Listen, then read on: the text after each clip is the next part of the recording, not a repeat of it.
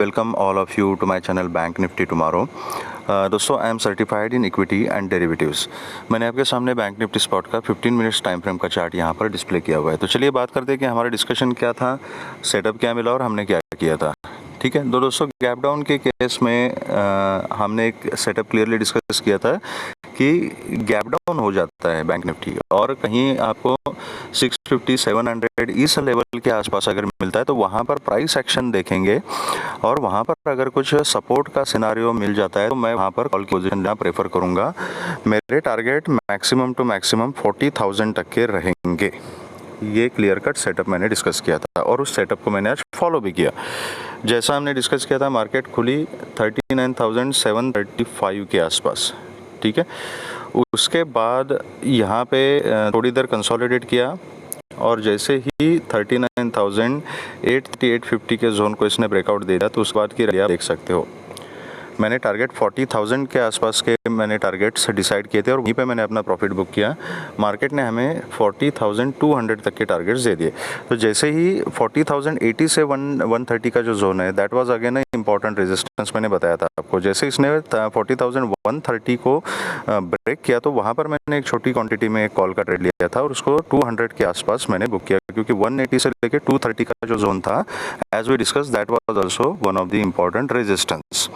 तो वहाँ पर मैंने पूरा प्रॉफिट अपना बुक किया। ठीक है, तो अब समस्या कहाँ होती है लोगों की। एक तो एक्सपायरी का दिन है, मार्केट में न्यूज़ फ्लो तो चल ही रहा है, हमने कल डिस्कस किया था। ठीक है, मैंने एक इम्पॉर्टेंट पॉइंट आपको कल बताया था कि यूएस जो मर्जी करे, मार्केट में जो न्यूज़ है होने दो, कोई प्रॉब्लम नहीं है।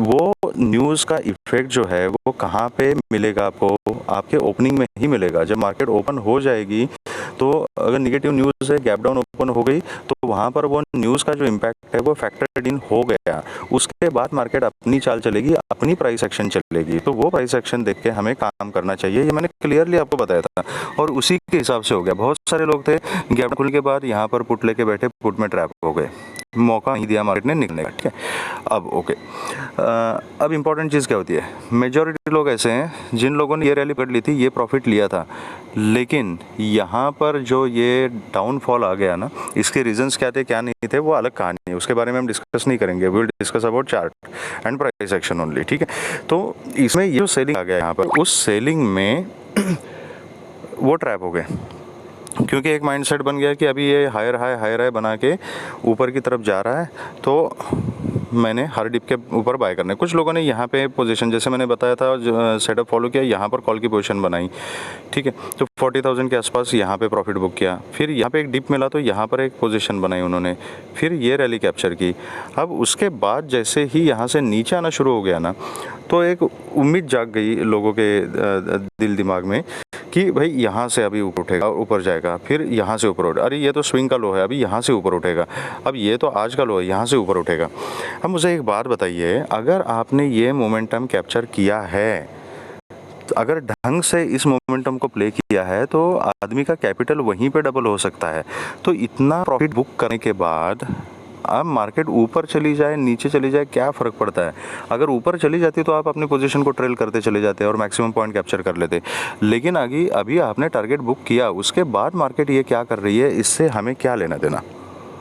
तो जिन्होंने ये मोमेंटम कैप्चर किया था उनको यहाँ पे पोजीशन में बैठने की ज़रूरत नहीं थी, और अगर बैठना ही है तो प्राइस एक्शन देखने के बाद आपको दिखाई दे रहा है कि ऊपर 200 के ऊपर प्राइस नहीं जा रहा है। यहाँ पे एक डबल टॉप जैसा सिनेरियो बन चुका है, यहाँ पे इसको जैसे ब्रेक किया इसने, अगर बैठना है तो पुट में बैठना है।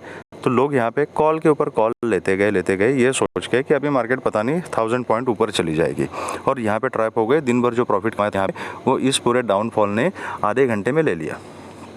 ठीक है, तो एक डिसिप्लिन ट्रेडर का लक्षण क्या होता है कि एक सेटअप मैंने डिसाइड किया, हूबहू वही सेटअप खुलते के साथ मार्केट ने मुझे दे दिया, मैंने वहाँ पे पोजीशन बनाई, जो मेरा टारगेट था वो टारगेट हिट हो गया, टारगेट से 200 पॉइंट ज़्यादा मुझे यहाँ पे मिल गए, और फॉर्चुनेटली क्योंकि मेरा सेटअप प्रिपेयर्ड था, मैंने पूरे के पूरे मैक्सिमम पॉइंट यहाँ पे कैप्चर किए।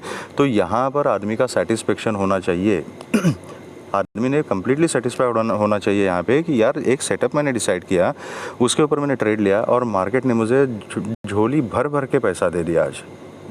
ठीक है, उसके बाद फिर अगर आप ओवर ट्रेडिंग करके इसको अगर आप गंवा देते हो पूरे प्रॉफिट को, तो वो गलती मार्केट की नहीं है, तो वो हमारी गलती है। ठीक है, अब अगर आपने फर्स्ट हाफ में देखा ही नहीं, सेकंड हाफ में आप आ गए 12:30 1 डेढ़ बजे के बाद आपने देखा और यहाँ से रिएक्शन आ रहा है, यहाँ पे आपने प्राइस एक्शन को देखते हुए पुट की पोजीशन बनाई और ये रैली अगर पकड़ ली तो ठीक है, कोई बात नहीं। ठीक है, मार्केट में देखो बुलिश और बेरिश इस चीज़ के ऊपर बहुत सारे लोग बहस करते रहते हैं कि नहीं आज तो मार्केट ऊपर ही जाएगी, आज तो मार्केट नीचे ही जाएगी। मैं एक टेक्निकल एनालिस्ट हूँ और मेरा ये क्लियर कट कहना है कि अगर आपको कंसिस्टेंटली प्रॉफिट कमाना है मार्केट में तो you have to be neutral, specially options में। ठीक है, आप इन्वेस्टर हो या और कुछ करते हो तो अलग कहानी है, लेकिन अगर आप ऑप्शंस में काम करते हो और खास करके ऑप्शन बायर हो तो न्यूट्रल रह के ही मार्केट में काम हो सकता है। ठीक है, क्योंकि न्यूट्रल रहने के बाद आपके दिमाग में कोई बायस नहीं रहता। ऑप्शन बायर के लिए psychology plays a very important role. आपकी अगर साइकोलॉजी बिगड़ गई, आपका फोकस बिगड़ गया तो आप ट्रेड नहीं कर सकते हो, आपका ट्रेड लॉस में ही चला जाएगा। तो साइकोलॉजी को मेंटेन करना बहुत इंपॉर्टेंट होता है, इसलिए किसी भी डायरेक्शन में बायस नहीं होना है। जो चार्ट हमें बताता है वही हमने करना है। ठीक है, अब मेरे दिमाग में एक फिक्स था कि 40,000 इज़ इंपॉर्टेंट लेवल। अगर 40,000 का ब्रेकआउट मिल जाता है, 40,030 के ऊपर अगर निकल जाते हैं तो 40,100 130 तक का मैक्सिमम टारगेट मिल सकता है। जैसे 40,130 को ब्रेक करेगा तो 180 230 is the next resistance zone. तो लेवल टू लेवल हम काम करते हैं। जैसे ही 200 के पास उसने रिजेक्शन ले लिया, वहाँ पे मैंने अपनी पोजीशन स्क्वायर ऑफ कर ली पूरी। जितना मैंने कॉल में पोजीशन बनाई थी वो मैंने वहाँ पे पूरी पोजीशन स्क्वायर ऑफ कर ली। ठीक है, अब उसके आगे पुट में बैठना है या नहीं बैठना है वो अलग कहानी है। वो हर एक के रिस्क एपेटाइट के ऊपर, हर एक के सेटअप के ऊपर और आपकी साइकोलॉजी के ऊपर डिपेंड करता है। लेकिन अगर आप एक सेटअप के ऊपर इनका टारगेट कंप्लीट कर चुके हो तो फिर दोबारा मार्केट में जाने की ज़रूरत नहीं है। और फिर भी अगर आपको ट्रेड करने का मन कर रहा है क्योंकि बढ़िया सेटअप मिल रहा है, आप पता है, आप श्योर हो कि ये मोमेंटम आने वाला है, तो उस कंडीशन में आई विल रिकमेंड कि जितना प्रॉफिट आपने कमाया हुआ है उसमें से 30% प्रॉफिट आप यहाँ पे दाव लगा सकते हो। सपोज आपने यहाँ पे 10,000 का प्रॉफिट अगर बुक किया है फर्स्ट मोमेंटम में यहाँ पर, ठीक है, तो 10,000 में से आप मैक्सिमम टू मैक्सिमम 4,000 या 5,000 की अमाउंट जो है उसके ऊपर ये मोमेंटम कैप्चर करने की कोशिश कर सकते हो। अगर आपका लॉस भी हो जाता है, खास करके एक्सपायर के दिन अगर सब कुछ जीरो भी हो जाता है तो कम से कम कुछ तो प्रॉफिट आपके पास बचेगा। ठीक है, तो so much so far about discipline. तो आई एम श्योर कि आपने कहीं ना कहीं या तो ये मोमेंटम पकड़ा है या तो ये मोमेंटम पकड़ा है, लेकिन एक अच्छा सा प्रॉफिट कमाया होगा। ओके, तो चलिए अब बात करते हैं कि कल किस तरीके से हमने काम करना है, कल का सेटअप हमारा क्या होगा। ठीक है, तो देखो दोस्तों, मार्केट में ये एक सेल ऑफ तो आ चुका है, एक सेलिंग प्रेशर यहाँ पे दिखाई दे रहा है, लेकिन हमने काम करना है लेवल्स को देखते हुए। मैंने पहले ही बोला कि बायस नहीं होना है, बेरिश या बुलिश कुछ नहीं है, लेवल्स पे काम करना है। ओके, तो अगर आज का क्लोजिंग कहाँ है, 39,580 के आसपास का आज का क्लोजिंग है मार्केट का। ठीक है, अगर फ्लैट खुलती है बैंक निफ्टी, यहाँ पर फ्लैट खुलती है एंड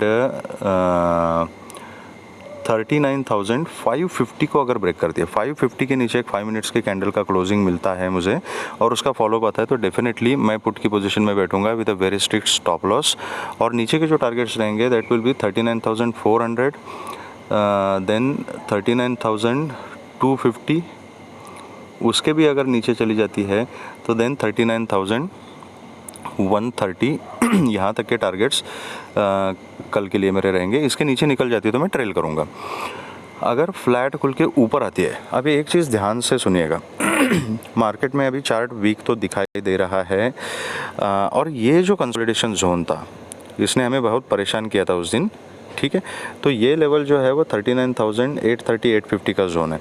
जब तक ये 830 के ऊपर सस्टेन नहीं होता ना तो मार्केट में अभी स्ट्रांगनेस नहीं आएगी, चार्ट में चार्ट स्ट्रांग नहीं होगा। तो इसके ऊपर अगर कुछ ये पैटर्न बनाता है तो यहाँ पर फिर ऊपर का मोमेंटम कंटिन्यू हो सकता है, लेकिन उसके लिए ये इंपॉर्टेंट है क्योंकि यहाँ इतना कंसोलिडेट करने के बाद इस जोन को हमने ब्रेकआउट किया था और इसके नीचे ही यहाँ पर ये फिर से एक सेल ऑफ आपको देखने को मिला है। तो दिस लेवल इज़ इंपॉर्टेंट 830 से 850 का जो है, और उसके नीचे जो है वो आज का जो फर्स्ट कैंडल थी यहाँ पे ओपनिंग कैंडल, उसका लेवल है दैट इज़ 39,730। ठीक है, जहाँ से ये बाइंग प्रेशर बना था। तो ये दोनों लेवल जो है वो अभी रेजिस्टेंस का काम करेंगे। तो अगर यहाँ से फ्लैट कॉल के ऊपर जाती है तो इमीडिएटली मैं कॉल की पोजीशन नहीं बनाऊंगा। ठीक है। इमीडिएटली फर्स्ट पुल बैक में मैं कॉल की पोजीशन नहीं बनाऊंगा। मैं यहाँ पे देखूंगा 7:30 आसपास की यहाँ पर प्राइस एक्शन क्या बन रहा है। यहाँ से अगर नीचे आ रहा है, एक दो बार यहाँ पे अगर रेजिस्टेंस लेता है और नीचे ही आने का अगर इसका चांस दिखाई देता है तो यहाँ पर भी मैं पुट की पोजीशन बनाना प्रेफर करूँगा। अगर यहाँ से ऊपर निकल जाती है, I will wait for a dip कि डिप पे क्या कर रहा है। अगर ये 550 से लेकर 730 के बीच में यहाँ पे कुछ इसने पैटर्न बनाया हायर हाई हायर लो वगैरह उस टाइप का, तो मैं बहुत ही छोटी क्वांटिटी में, बहुत ही छोटी क्वांटिटी में कॉल की पोजीशन ले लूँगा। अगर 730 के ऊपर अगर 5 मिनट्स की कैंडल क्लोज हो जाती है तो, और उसके बाद मैं प्राइस एक्शन देखूंगा 830 850 के जोन में।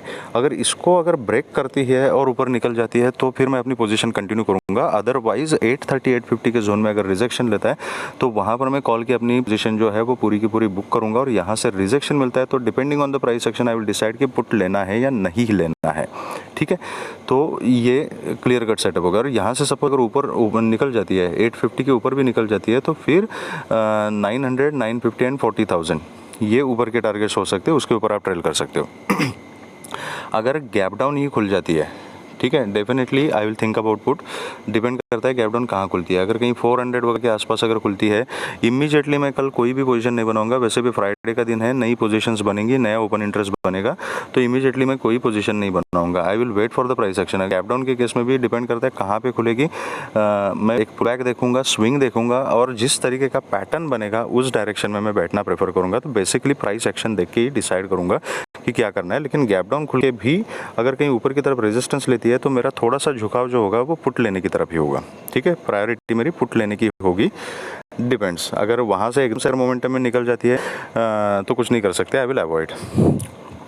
ओके, अगर गैप अप खुल जाती है तो देखना पड़ेगा आपको कि गैप अप कहाँ पे खुल रही है। अगर 39 830 850 के आसपास ही खुल जाती है और यहाँ पर अगर कोई रिजेक्शन का सिनारियो मिलता है, या इससे भी ज़्यादा 900 के आसपास या 40,000 के आसपास यहाँ कहीं खुल जाती है, यहाँ पर रिजेक्शन का सिनारियो मिलता है, I will definitely go for a put with a very strict stop loss. आज के लो तक के मेरे टारगेट्स रहेंगे, उसके नीचे मैं ट्रेल करूँगा। और यहाँ अगर नीचे भी नहीं आती है, अगर कंसोलिडेशन वगैरह करती है, यहाँ पे रेंज बाउंड हो जाती है, या तो ऊपर का मोमेंटम कंटिन्यू करती है और मेरा पुट का स्टॉप लॉस अगर हिट हो जाता है, तो प्राइस एक्शन देखते हुए मैं डिसाइड करूंगा कि पैटर्न बना रही है तो कॉल लेना है या नहीं लेना है। अगर कुछ पैटर्न नहीं बना रही है, सिर्फ कंसोलिडेट कर रही है, या तो कोई डायरेक्शन फिक्स नहीं है, कंफ्यूजिंग है, तो मैं स्टॉप लॉस लेके उसके बाद में ट्रेडिंग को अवॉइड करूंगा। मैक्सिमम टू मैक्सिमम कल मैंने एक ही स्टॉप लॉस लेना है, उससे ज़्यादा स्टॉप लॉस में लेना प्रेफर नहीं करूंगा। ठीक है, तो क्योंकि एक मार्केट को डायरेक्शन डिसाइड करने दो। फिर अगर डायरेक्शन डिसाइड नहीं की है और बीच में ही कहीं कंसोलिडेट कर रही है मार्केट, तो there is no point in getting into trade. तो ये रही हमारी स्ट्रैटेजीज बैंक निफ्टी के लिए। तो चलिए अब बात करते हैं कि निफ्टी में हमारा सब किस तरीके रहेगा। Sorry, give me a moment please.